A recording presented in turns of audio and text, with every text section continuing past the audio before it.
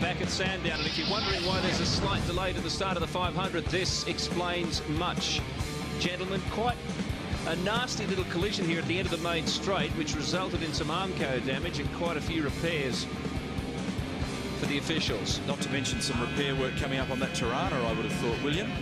It's left a nasty signature in that wall on the left-hand side, but we're just about ready to open the pit lane and release them for what I expect now may well become something less than a 161-lap race, because there is a time limitation at 4:45 Eastern Standard Time. This event must conclude, and that will have strategists in those pit lane bunkers at the moment frantically working out what may or may not happen, because we've got to subtract the observation lap, then the warm-up lap from our current moment in time, and then just see where we're going. And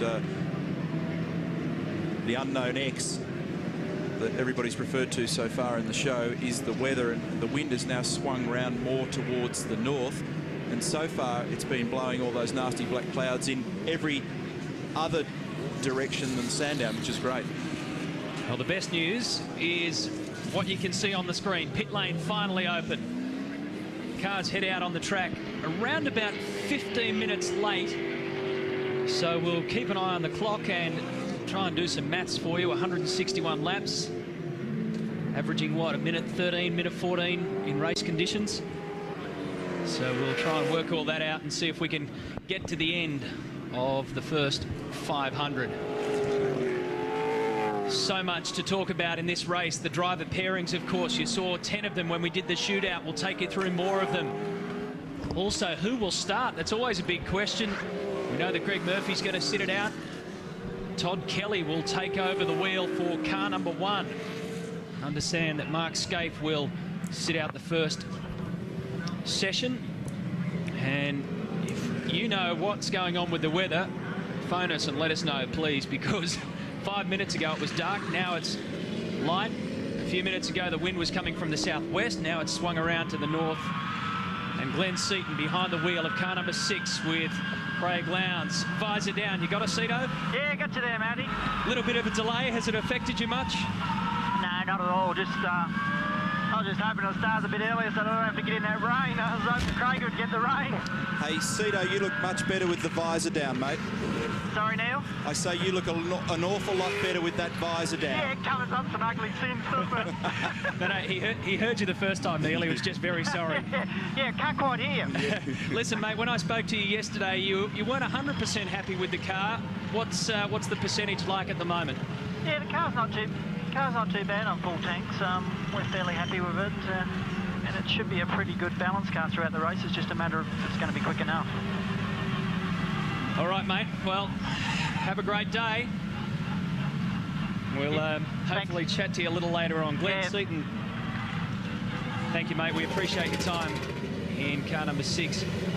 Qualified in 7th position. Lowndes did the qualifying lap, and of course, Glenn Seaton taking control, as you see. Let's get down to pit lane. Ross Stone.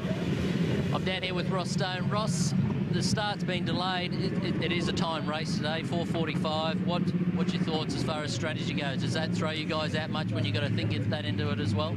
Yeah, well, it was always going to be a time race, especially if we got rain or whatever.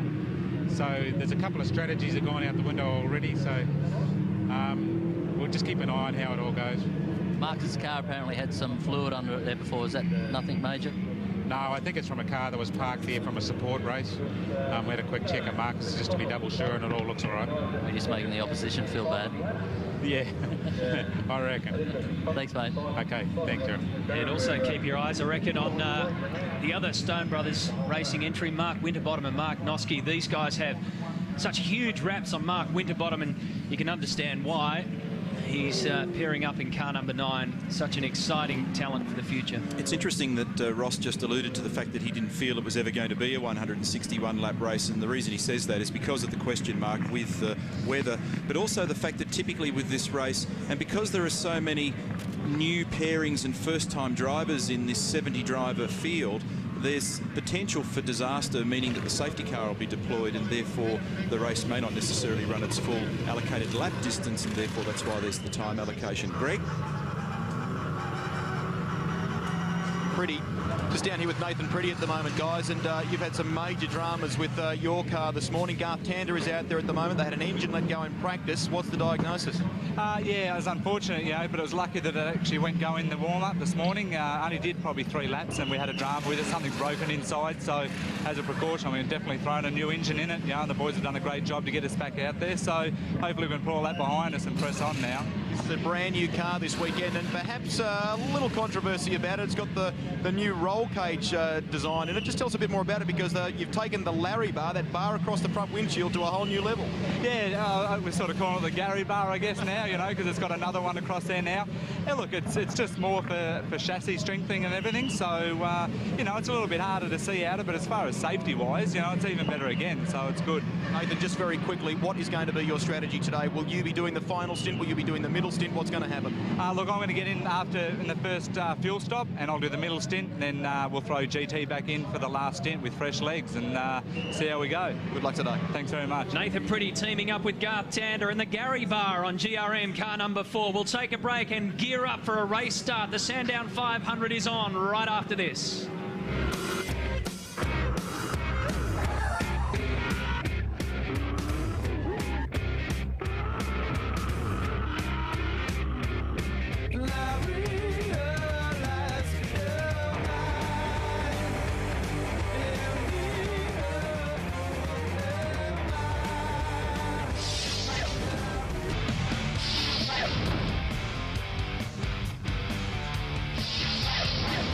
Close to a start now. They're on the grid for the Sandown 500 2003. We're looking at the Stephen Ellery Luke Youlden combination. Look at that packed grandstand. We're trying to get back into one of the cars, particularly that of Stephen Richards, and into his mind as well before the start of this big race. Yeah, you talk about combinations, Billy. Stephen Richards, of course, pairing up with Larry Perkins in car number 11. Have you got us, Richo? Yeah, mate, no problem.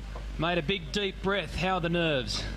Yeah, there's a few little butterflies. There always are at the start of any big race like this. So no, I'm looking forward to getting stuck in. We're a little bit further back than we would have liked. In fact, I can only just see the lights from here, but we'll battle on.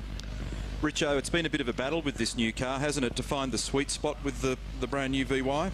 Yeah, it has been, Neil. We've struggled a little bit, I must admit, but look, every time you go out in the car, you learn a little bit more about it. But there's no doubt about the competition's so tough now. You know, you have a bit of a bad run and you definitely feel the effects. And how's the old boy going? He's back in the saddle this weekend. Larry Perkins joins you. Yeah, he's really enjoying it. Obviously, he's rapt to be back driving a car. So.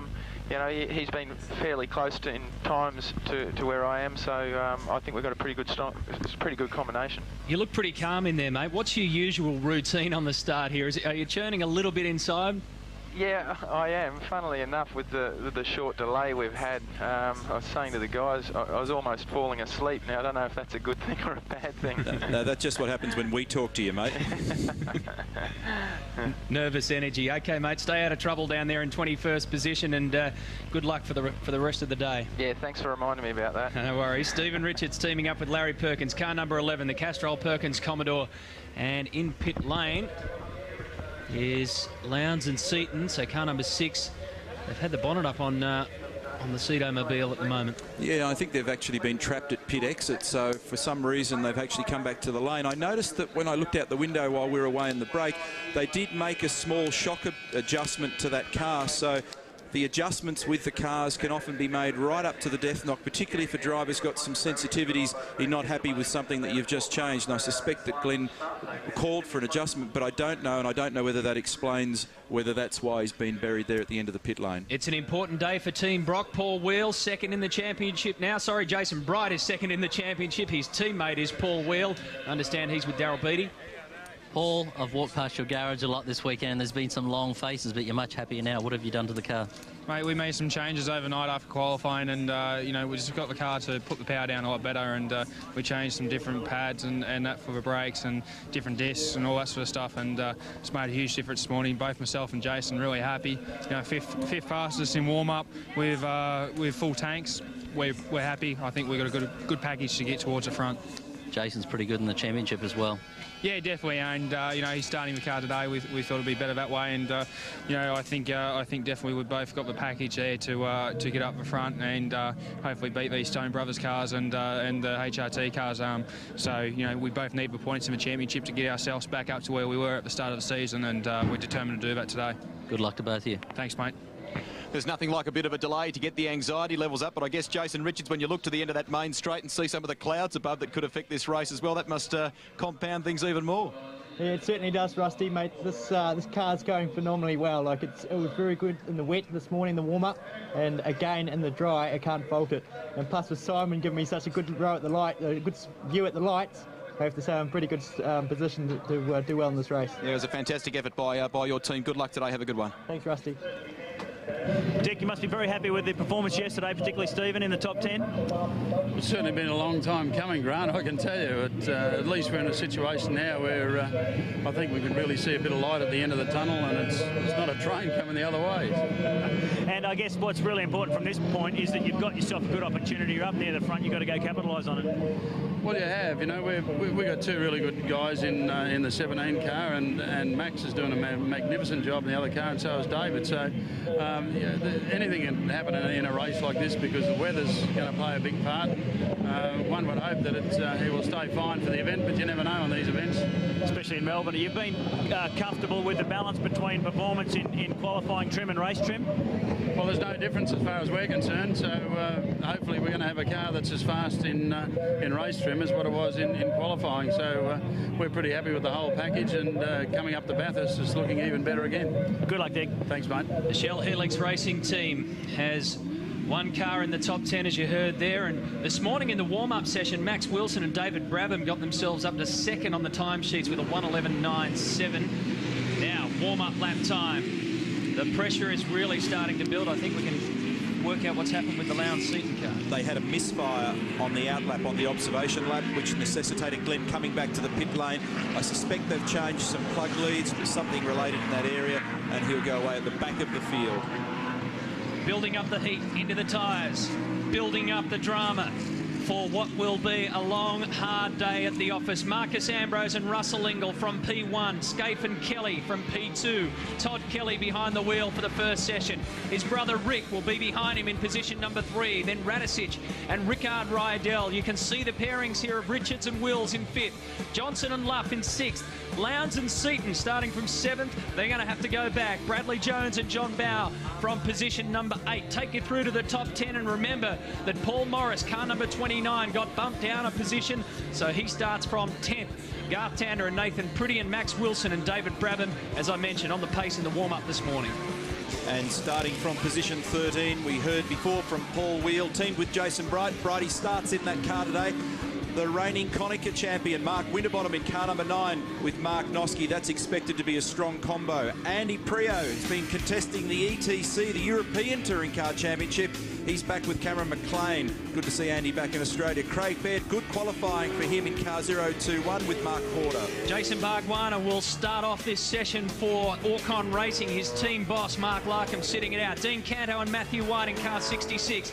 Andrew Jones and John Clellan in car 888. Talk more about them later. Ritter and Marshall in car 16 starting from 20th. We spoke to Richo. He's back in 21st. Darren Hossack and Adam Macro 22nd. David Bernard pairing off with Owen Kelly for Ford Performance Racing in 23rd. And Paul Dumbrell gets a drive with former Bathurst winner Thomas Mazzera in the Castrol Perkins car number 8. Cameron McConville with Tim Lay, Jim Richards and Tony Longhurst.